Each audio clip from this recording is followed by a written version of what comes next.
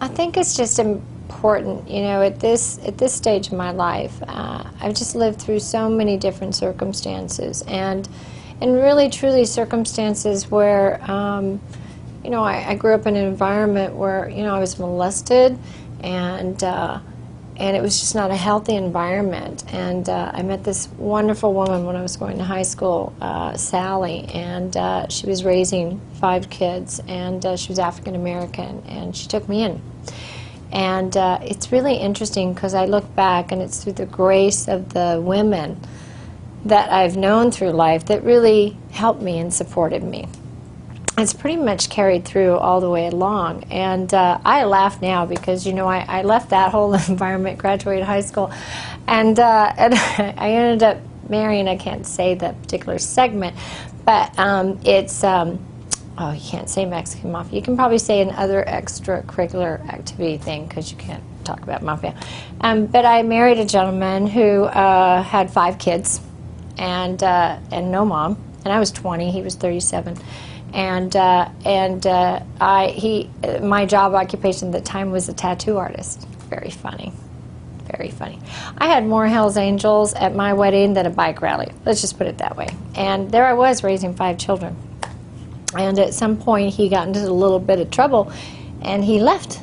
And there I was with the kids. And so I, you know, got a job. I had gone to secretarial school. That was very cool. So there I was. I had the kids. I worked a couple of jobs. We figured out how to take care of our little 5-acre ranch, and it was really beautiful times because, you know, the youngest was probably, I don't know, 6, and the oldest was 16. So we, you know, put enough money together and sent the oldest when it was time off to college. And the kids and I really raised each other. We were all kids, right? And it was a beautiful experience. And it was interesting because in leaving that environment, you know, I remember looking in a mirror one day, and you know, there's just a lot of drugs and things involved, you know, before my husband left, and I remember looking in the mirror going, I have to do something with my life. You know, these kids need a real steady place to be, and so the youngest went to live with their grandparents, and their dad came back, and so, you know, I said, you know, Kimber, you're going to die if you don't find something that will inspire you, something that you can show yourself that you have value, you know, that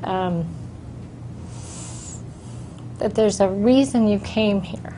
And I remember, I'm like, you know what, then I'm going to go to school.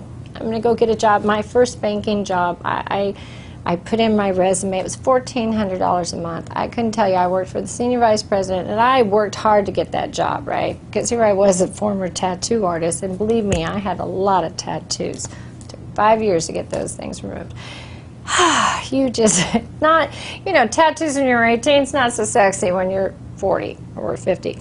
And so, you know, I remember getting that job, and I was so excited, and I had no skill sets in dressing myself. Remember, I grew up on a ranch, right? So I remember my first paycheck, I got to go to Kmart and buy some clothes, and of course nothing matched because I don't have that sense. And my boss was the senior vice president. Never forget this, Granville, God bless him. It was kind of like that Pretty Woman moment where he's like, okay, I'm going to take you out, you save some money, we're going to take you out and get you some clothes, and this is how these things go together. And then he took me, you know, to lunch, because we had a lot of big clients, you know, it was the same as lunch. And so he'd say, okay, this is the napkin, you put this on, this is how you do this.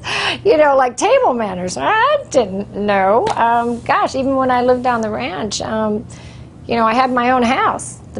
You know, my stepmother and my dad had their house, the boys had their bunk house, and the girls had theirs. And so everybody grew up and left, and I was there by myself because they're all 9, 12 years older than me. So Granville was a saint because he taught me all these things. So at least probably I wouldn't embarrass him when, you know, we took big clients out. And I'm like, okay, I'm going to go to school. I'm going to go to night school. And it was the first time the bank didn't even have a program to kind of help you out with schooling, so I helped them institute that. I didn't know it at the time, but it's a good thing because now everybody does that.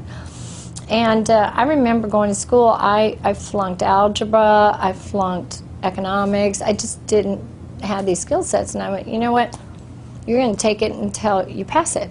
And so I did. It took me 14 years in night school. But I got my associate's degree, and I got my bachelor's degree, bachelor's of science in economics and applied economics, which is mathematics and economics, and 2 graduate degrees. And it really served me to have that kind of structure. I found, wow, my self-esteem started to grow.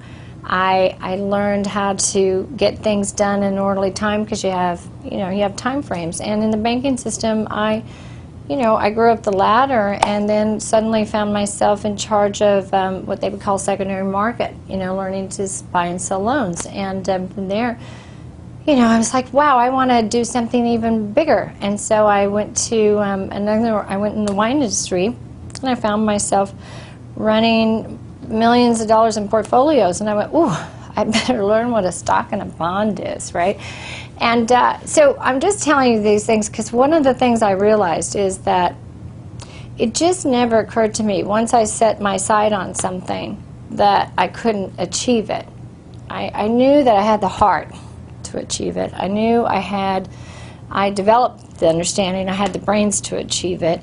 And one might say, well, how could you be running portfolios when you didn't know those things? Why would they hire you? I knew that I could always come through and get the job done.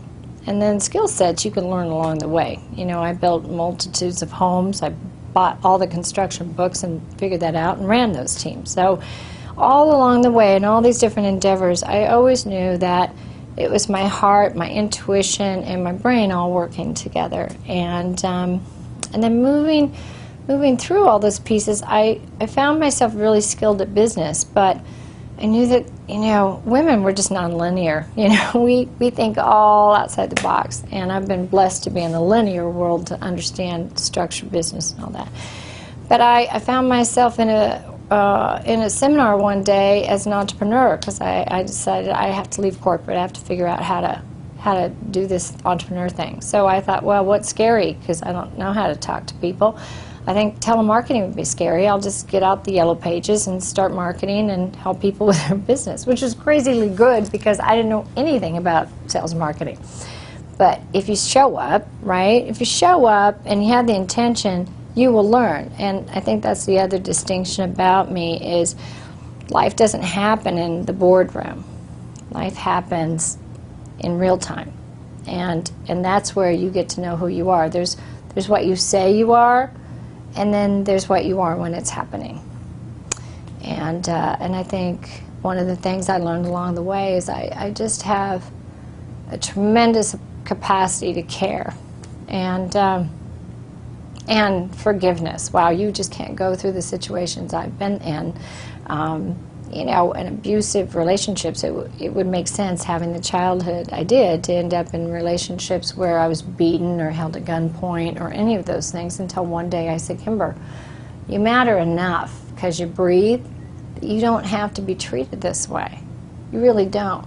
And I know that there's a multitude of women all over the world that have that same situation. They just don't know there's another opportunity out of it. And a lot of women don't talk about it because, wow, what would people think? There's so much shame around that. But, honestly, if that's the environment you grew up in, it's what you're going to attract. And as I grew my self-esteem, I started to attract different situations, different people. And I think I had shared earlier, I was so shy growing up that it was such a blessing for me. Because I didn't talk that much. So I just got to watch, be a part of a group, but just watch. And it made me just it was such a blessing. I didn't think it was at the time, but it was such a blessing because I got to see how people work and how people operate.